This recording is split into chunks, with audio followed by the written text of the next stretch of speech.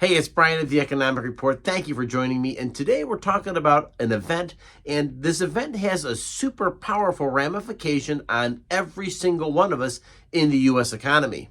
So we're not talking about tariffs, nor taxes, nor trade wars in this episode. So we're talking about something known as a Black Swan event. And the reason why it's important is, while it's unlikely, there really is a powerful impact that these events have on an economy and, of course, the shock waves it sends throughout the world. So we're talking about a Rand Paul interview that just took place, and you'll want to stick with me because it does help us become more aware of where our places are that we are vulnerable, and maybe more importantly, some solutions on how to ensure that we aren't necessarily caught in any kind of a black swan event completely. And of course, all that we're asking you for is a like and a subscribe because it does wonders for the channel. YouTube loves it, and it doesn't cost you a dime, so thank you for helping me out. We'll continue. What Rand Paul actually said is that deficits and debts and spendings creates a tremendous amount of fragility in the economy. And when you have fragility, you, without a doubt, are exposed. You, in some way, shape, or form, have created some circumstances that could be very, very vulnerable to an economic shock. An economic shock, something like a black swan event, and a black swan event means it is a big event with powerful ramifications that are felt throughout the entire economy. Black swan events tend to be driven by panic. They tend to be driven by reaction and then overreaction. And by the time they all clear up, there's usually a lot of damage done to an economy. So I'm not saying a black swan event is going to happen. What I'm saying instead is be aware that these are possibilities that are out there and be prepared. And what this video is going to do is help you do the little things to prepare just in case you don't have all your eggs in one basket and you prepared yourself in case the far out opportunity that a black swan event actually takes place. So when we have our fears kind of in check and we're aware, that's half the battle here, and that's part of the reason why we're covering this first. So here are some common fears and maybe even a few misperceptions about what a black swan event is. Fear number one is, will my bank fail? And chances are it will not. While there have been banks that have closed, notice that bank closures usually take place on a Friday after the stock market's closed, after all the trading markets are closed, and they usually reopen by a Monday. So there's a chance to reorganize and deal with these types of events on the weekend when most of the markets are closed. Of course, fear number two is, how's this going to really impact your bottom line, like your retirement savings? And we know that any kind of a stock market panic can cost 20 to 30% of your market's portfolio value. And that's something that everybody gets a little worried about. And of course, fear number three is, will the Fed step in again and help these banks out if they're short on cash, like they did with some of the other programs, including TARP during the Bush administration? Because bailing banks out means printing money, and printing money means that we are creating more and more inflation. And of course, by creating more inflation, everything costs more, and you get the picture. It's kind of scary stuff, and it's something that's very unsettling to people like us here on Main Street. Because here's the fact that markets react and inflation always sets in after a black swan type of an event. A bank run really equals a liquidity freeze. Credit vanishes, markets crash. Government intervenes, and what banks usually get from the government is easy money. Governments will start printing money, and of course they think that's the quick fix solution, but instead we start getting more and more inflation, and of course what happens? That comes back and hits people in the middle class. Of course, when it comes to the stock market, of course there's a short-term crash, right? And there's people like Warren Buffett right now that are sitting on about 25% cash right now. Now, he says openly that he sits on this cash because he doesn't see any good investment opportunities, but I guess sitting on 25% cash means something a little bit more, that maybe he thinks the market's overvalued. Maybe it means that he's still 75% in the market, but there's a substantial amount of money sitting on the sidelines waiting for the right opportunity. And oftentimes that happens when the stock market sells off 10, 20, 30%, because this is how those investors make their big millions.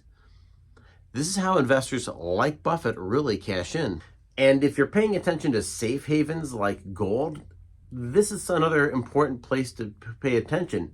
You'll notice that even since July, gold was trading at $3,333 per ounce. It's well over $3,600 right now and climbing. So you want to pay attention to that as well, because gold really is a safe haven during unstable economic times. There are considerable swings that are taking place. Mortgage rates usually jump right away. And of course, what that does is it comes back and hits the middle class all over again. If you're somebody who's selling a home or you're somebody who's buying your first home, you know what I'm talking about. Rand Paul really does have a phenomenal point, and the point is that the United States is currently $34 trillion, that's with a T, trillion dollars in debt.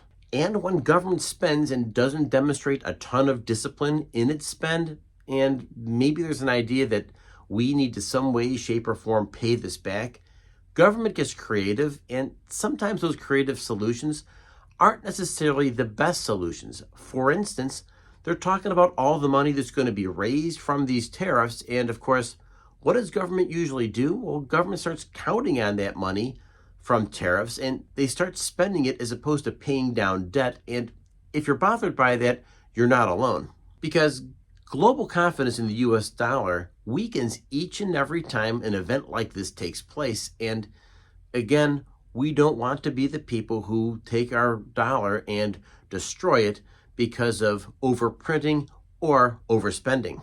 And be sure you're aware that the BRIC nations are sitting on the sidelines waiting for this opportunity to pounce on a mistake the US makes that is maybe irrecoverable. So we're always back to the solutions. What can people like us do? And maybe step number one is making sure your deposits are throughout several different banks. For instance, every bank in the United States should be FDIC insured. That means that your deposits are insured up to a certain amount. I want to say it's about $250,000. And it's never a bad idea to diversify your stocks. You never want to have all of your eggs in one basket per se, nor do you want to have all of your savings in just one stock. And I don't need to remind anybody here about companies like Enron of the past, where people had their entire life savings in a stock that went all the way into the tank and into bankruptcy. So we always want to avoid those scenarios. And of course, liquidity is never a bad idea. Having 1 to 2 months worth of funds on hand in case of an emergency is never a bad idea.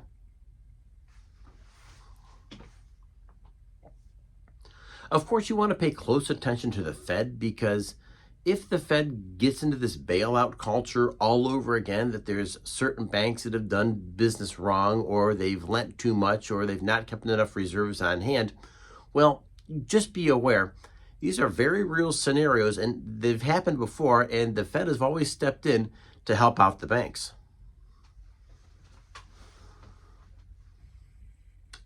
And maybe most of all, it's never bad to keep watching channels like the Economics Report, because here we are paying attention and educating ourselves on the things that matter to people just like us.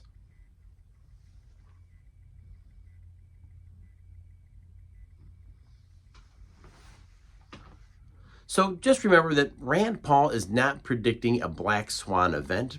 However, he always mentions that there's 7 or 8 days throughout the last 80 to 100 years where there's been big sell-offs in the stock market, and economies have hinged right on the very edge of falling into a black hole.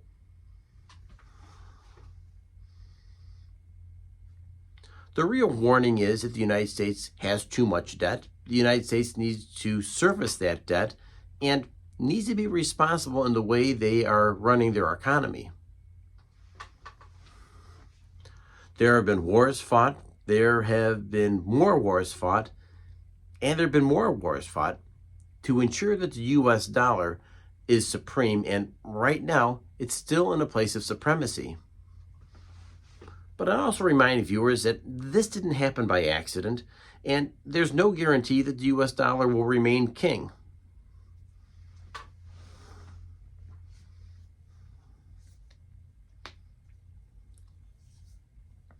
Because it's the motivated minority, like us, that pay attention to these things, and we have a sixth sense about what the markets could hold in the future. And with that, make sure you are liked and subscribed to this channel, because we do talk about the things that matter to people like us. So remember, the biggest battle you fight is the one between your ears over your thoughts, your actions, and your attitude. Smile, say hi to someone, and thanks for joining me today. You are awesome. Catch you next time.